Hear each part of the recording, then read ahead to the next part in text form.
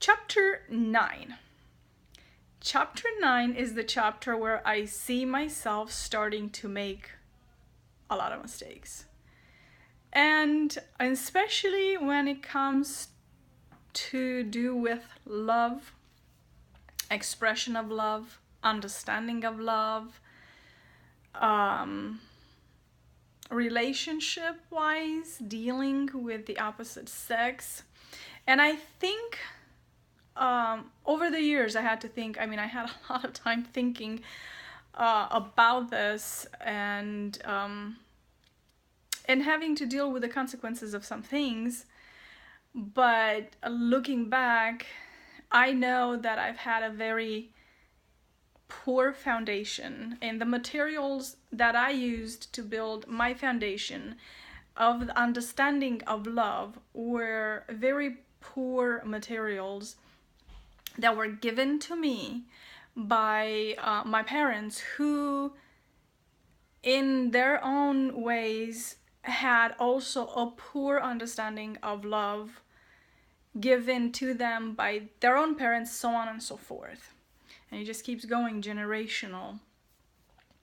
And there wasn't as much, there was, I'm not going to go in details because, and I try to avoid, as you notice, I try to avoid giving details or specific events because that's where I can see myself getting stuck if I go down that road and maybe fall in the tunnel of things that really, were unpleasant and hard to deal with emotionally that happened. And it's easy to, and it's something, I guess, that I don't want to go through, and it's easy to get maybe stuck in a way of thinking if I choose to go back to that way of thinking or that road and kind of dig all the details out. And I don't think that's helpful to me or anybody else. So that's why I try to just not go into details. But I know for a fact that not just myself, but my brothers and sisters were not really shown. We didn't have an example of true love or healthy love shown to us, spoken to us. So because of that, we ourselves, when our turn came, really battled in this realm called love, and trying to give or express that, receive, and have this relationship intertwined, kind of where it goes from independence to dependence of somebody else. For me, at this point, I had no idea about what that independence means because I've always been dependent to my father. So up to that point, I've only experienced the dependence mode of thinking. So here's where I start seeing myself making a lot of mistakes based on impatience. That's always been a flaw of my character. Just kind of not thinking things through a lot of times, or not taking the time to really think things through, and maybe just acting a little bit too quickly, and maybe at times harshly. And and that's one thing. Daydreaming,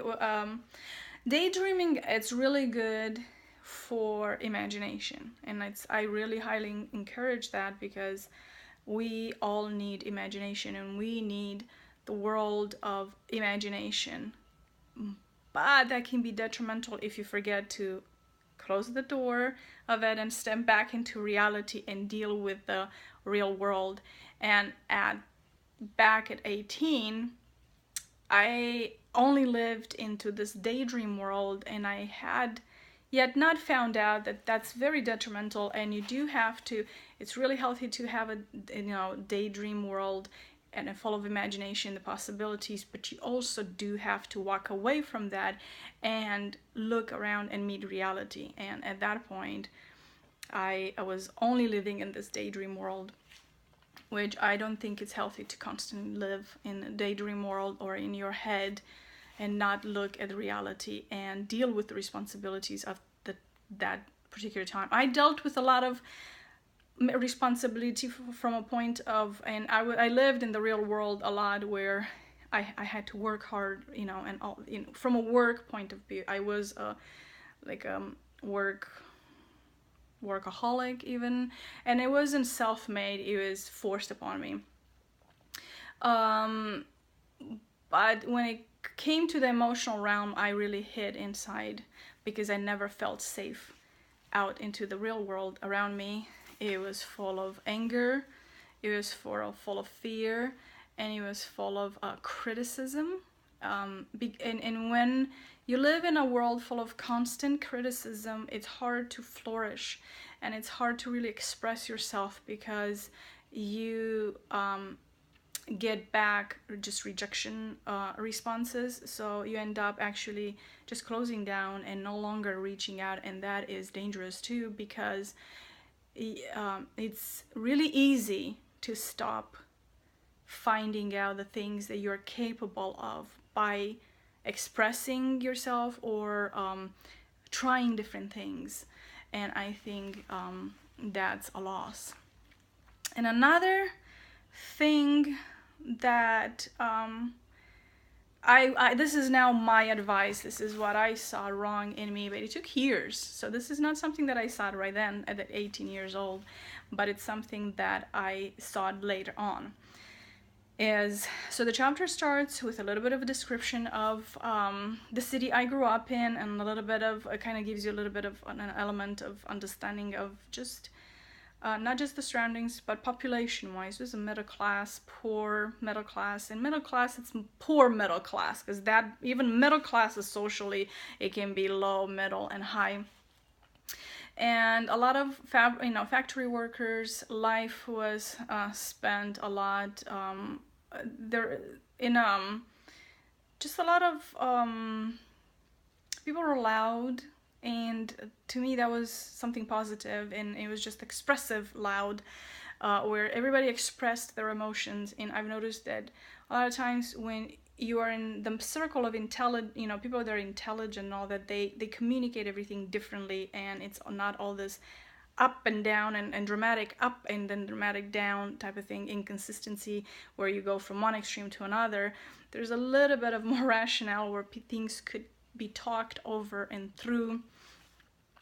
You get an idea. So then of course Donnie starts writing to me, and the idea of a relationship was so new to me, so absolutely new to me, that looking back, and I'm like, oh my gosh, I can't believe I made those mistakes. But looking back, the only reason I accepted his proposal is trying not to be rude.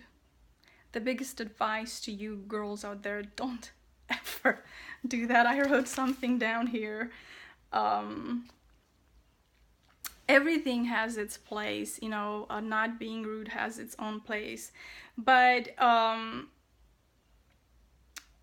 that does not mean that you should just do it all the time and everywhere. Like, for example, being rude. We were taught by my parents to be rude to a point or of everybody can walk over, on you, kind of like a doormat expression in America.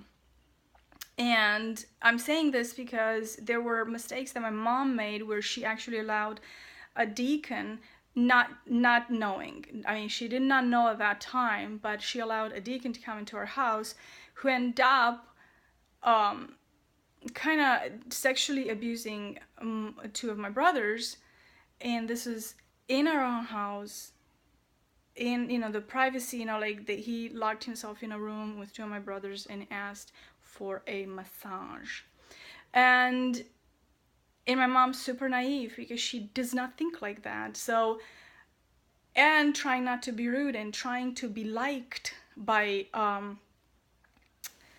everybody, you can actually hurt yourself by doing that. And so I'm gonna close up here because this chapter I really do want to talk a little bit more on this, and I'll come back with part two.